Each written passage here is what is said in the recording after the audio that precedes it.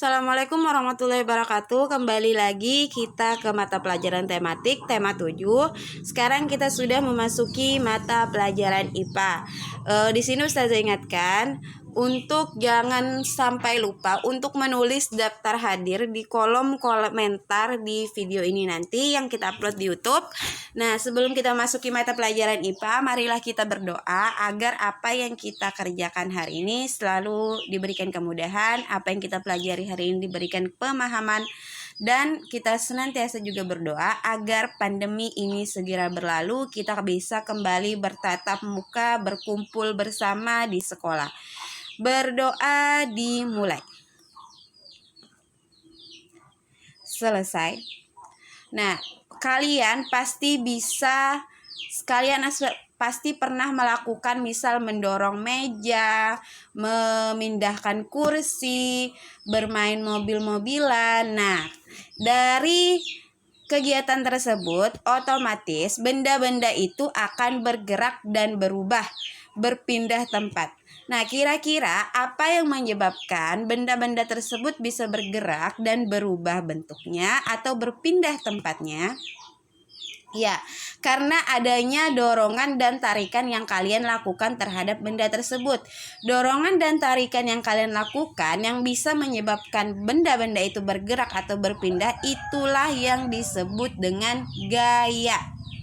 Adapun jenis-jenis gaya itu ada beberapa di antaranya. Yang pertama, gaya otot.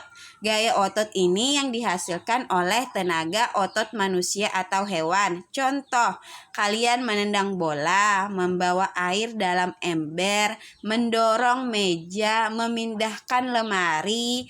Nah, contoh tenaga otot pada hewan contohnya misal kayak kerbau menarik menarik delman, contoh misalnya kayak kerbau membajak sawah, itu kan mereka berpindah.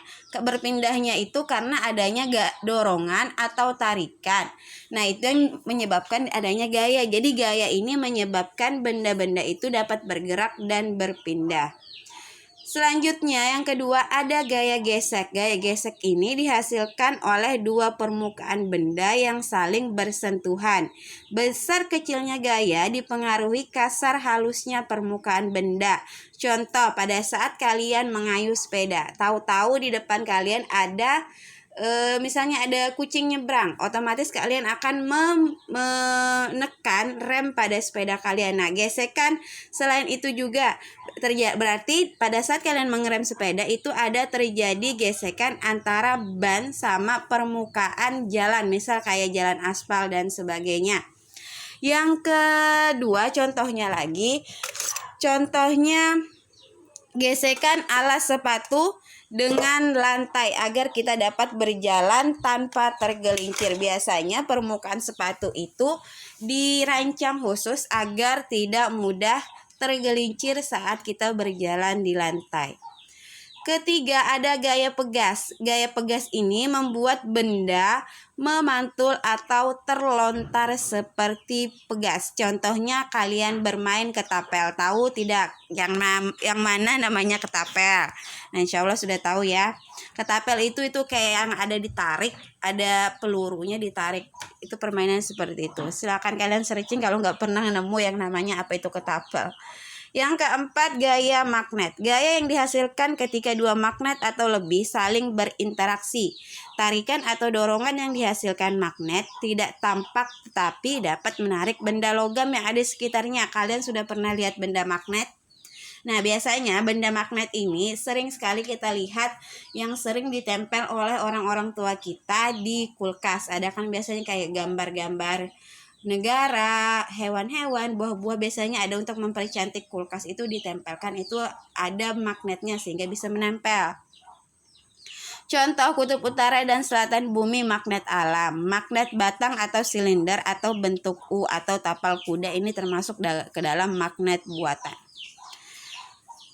Nah, gaya magnet ini juga bisa kita lihat pada penentuan arah pada kompas, di mana jarum pada kompas itu selalu menunjukkan arah utara dan selatan. Itu karena ada gaya magnet di dalamnya. Yang kelima ada gaya gravitasi. Gaya gravitasi ini gaya tarik yang menyebabkan semua benda di permukaan bumi tertarik menuju ke arah bawah pusat bumi. Besarnya dipengaruhi ketinggian tempat. Ini contoh apel jatuh dari pohon atau misal bola yang kita lempar ke atas, dia akan selalu mengarah ke bawah. Gak pernah kan kalian temukan bahwa ketika bola yang kalian lempar ke atas, dia akan tetap di atas, enggak kembali lagi ke bawah. Nah, itu yang menyebabkan karena adanya gaya gravitasi. Kita bisa menginjak tanah itu karena adanya gaya gravitasi. Berbeda ketika kita berada di luar angkasa. Di luar angkasa kalian bisa lihat kan di video-video orang yang menjelajah luar angkasa, biasanya mereka nggak ada yang kakinya itu napak. Biasanya mereka itu selalu melayang-layang. Nah, karena apa? Karena di luar angkasa itu gaya gravitasi sudah tidak ada. Gaya gravitasi itu biasanya di bumi, itu yang menyebabkan kita tidak terlempar keluar angkasa. Itu yang menyebabkan ketika buah pohon itu jatuh selalu ke bawah, enggak kembali ke atas. Atau misal ketika kalian lempar bola ke atas, bola kalian enggak turun-turun tuh di atas terus kayak orang main sulap. Nah, itu karena adanya gaya gravitasi tadi. Nah, yang keenam adanya gaya listrik, di mana gaya listrik ini menghasilkan energi listrik yang berguna untuk menyalakan alat-alat elektronik. Contoh televisi, kipas angin, charger HP dan sebagainya. Lampu dapat menyala karena adanya aliran listrik. Arus listrik mengalir dari kutub positif menuju kutub negatif. Saat arus listrik mengalir melewati lampu, lampu akan menyala. Nah, sekarang listrik itu dibedakan menjadi dua. Ada listrik yang namanya listrik statis, ada listrik dinamis. Listrik statis itu adalah listrik yang tidak mengalir diam dan perpindahan arusnya terbatas. Listrik dinamis adalah listrik yang bergerak atau mengalir. Listrik statis dihasilkan dari gesekan benda, sedangkan listrik dinamis dihasilkan dari sumber listrik atau pembangkit listrik. Listrik statis tidak bisa dialirkan dalam suatu rangkaian, sedangkan listrik dinamis bisa mengalir dalam suatu rangkaian listrik. Nah, lampu yang bisa menyala di rumah kita itu disebabkan karena adanya listrik dinamis, listrik yang bergerak atau mengalir dari pusatnya. Kalau contoh listrik statis itu dihasilkan dari ini. Kalian silakan lihat di buku tema itu, di situ ada percobaan terhadap penggaris dan kertas-kertas, di mana kertas-kertas itu nanti bisa tertarik oleh penggaris itu. Silakan kalian cari. Namun di listrik statis itu tidak gaya listriknya itu tidak terlalu besar sehingga tidak mampu menarik secara keseluruhan.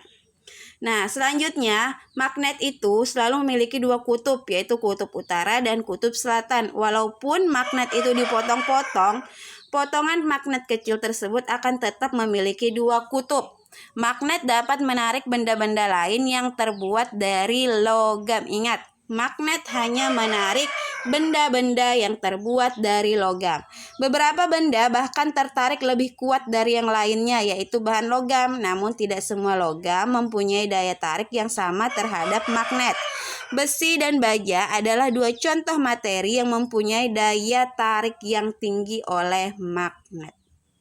Jika dua buah magnet didekatkan pada kutub yang sama, misal kutub selatan didekatkan sama kutub selatan, kedua magnet itu otomatis akan tolak-menolak. Sebaliknya, jika dua buah magnet didekatkan pada kutub yang berbeda, kutub magnet utara dan selatan, maka kedua magnet tersebut akan tarik-menarik. Jadi ingat, kutub dalam magnet itu selalu ada dua, hanya kutub utara dan kutub selatan. Tidak ada kutub barat, kutub timur, tenggara, nggak ada. Hanya utara dan selatan. Interaksi dua buah magnet misalnya dengan didekatkan akan menimbulkan gaya. Gaya itu yang disebut dengan gaya magnet. Jadi gaya magnet adalah gaya yang dihasilkan ketika dua magnet atau lebih saling berinteraksi. Gaya magnet dimanfaatkan dalam pembuatan kompas. Ini yang saya tadi jelaskan. Kompas itu sebagai alat penunjuk arah utara dan selatan. Nah, silakan kalian kembali kerjakan tugas untuk mata pelajaran IPA halaman 94 sampai 95. Ini kegiatannya kalian video ya. Silakan lakukan kegiatan seperti halaman 94. Lalu jawablah pertanyaan berikut. Yang pertama, apa yang terjadi pada saat magnet didekatkan pada benda-benda kecil yang kamu sediakan? Kedua, benda apa yang ditarik oleh magnet? Ketiga, benda apa saja yang tidak dapat ditarik oleh magnet? Magnetnya ini bebas aja, magnetnya kalian mau bentuknya kayak gimana? Atau misalnya kalian pakai magnet yang sering ditempel oleh orang tua kalian di kulkas itu nggak apa-apa, nggak jadi masalah. Yang penting Ustazah mau lihat bagaimana kalian mendekatkan magnet dengan bahan-bahan, dengan benda-benda yang telah kalian sediakan. Di situ kan ada berupa pensil, kalau nggak salah pensil, ada kayak benda-benda yang terbuat dari logam dan sebagainya. Selamat mengerjakan dan selamat belajar. Wabillahi taufiq wal hidayah. Assalamualaikum warahmatullahi wabarakatuh.